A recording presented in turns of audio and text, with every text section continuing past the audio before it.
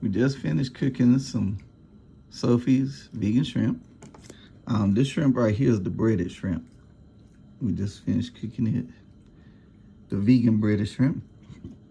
And this right here is the unbreaded Sophie's vegan shrimp.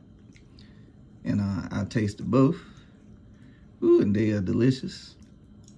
I'm very thoroughly pleased, I have to say. Yeah, this was a good buy. We're going to be trying the crab cakes later on.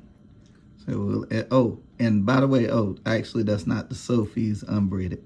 The Sophie's Kitchen shrimp is the breaded one. The unbreaded shrimp right here is actually B-leaf, B-E, and then space L-E-A-F, B-leaf shrimp, vegan shrimp, B-leaf vegan shrimp.